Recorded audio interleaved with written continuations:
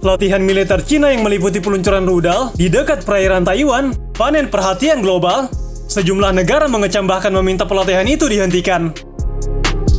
Pada hari pertama latihan, Cina menembak sebanyak 11 rudal Dongfeng ke arah perairan Taiwan.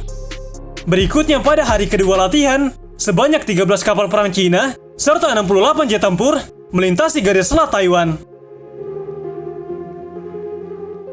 Latihan militer itu muncul sebagai tanggapan usai Ketua Dewan Perwakilan Rakyat Amerika Serikat, Nancy Pelosi, mengunjungi Taiwan pada beberapa waktu yang lalu. Saat Pelosi tiba, China mengirim 21 jet tempur ke zona identifikasi pertahanan udara Taiwan. Hingga saat ini, konflik antara China dengan Taiwan dan Amerika Serikat semakin meruncing.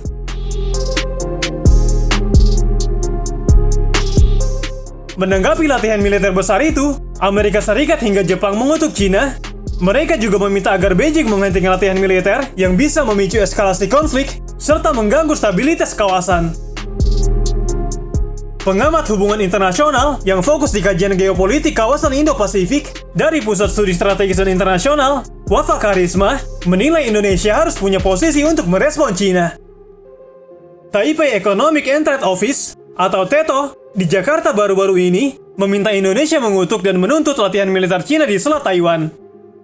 Taiwan meminta Indonesia menuntut dan mengecam latihan militer besar-besaran Cina yang memblokade wilayahnya. Ketua Taipei Economic and Trade Office, John Chen mengatakan, "Saya dengan ini menyerukan kepada semua kalangan di Indonesia untuk mengutuk tindakan militer Cina yang merusak status quo Taiwan dan mengecam perdamaian dan stabilitas regional, serta menuntut Cina untuk segera menghentikan semua provokasi militer." Ia juga mengimbau masyarakat Indonesia untuk terus menunjukkan solidaritas terhadap Taiwan di tengah tekanan Cina, sehingga bisa bersama-sama mempertahankan nilai demokrasi serta menjaga perdamaian dan stabilitas tatanan internasional.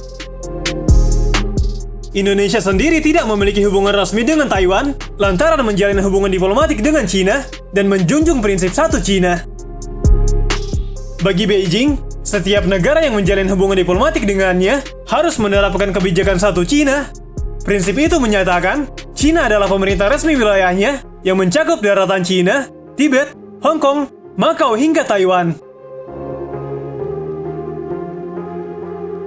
Sementara itu, pemerintahan Presiden Xi Jinping menilai kunjungan Pelosi, pejabat tertinggi ketiga Amerika Serikat ke Taiwan, menandakan dukungan Washington terhadap Taipei yang kukuh ingin merdeka. Lebih lanjut, Taiwan menganggap perdamaian di Selat Taiwan sangat penting bagi perdamaian dan stabilitas regional serta global. Perwakilan Taipei tersebut menganggap pelatihan militer Cina merupakan pelanggaran serius terhadap hukum internasional, membahayakan perdamaian dan stabilitas kawasan. John Chen mengatakan latihan militer Cina ini mempengaruhi operasi 17 jalur pelayaran internasional dan 7 pelabuhan internasional dari Taiwan. Ia mengatakan beberapa latihan Cina ini telah menginvasi perairan teritorial wilayah yang berdekatan dengan Taiwan. Di balik itu, Menteri Luar Negeri Republik Indonesia, Retno Marsudi, sebenarnya telah menyampaikan kekhawatiran soal eskalasi konflik itu kepada Kementerian Luar Negeri Cina.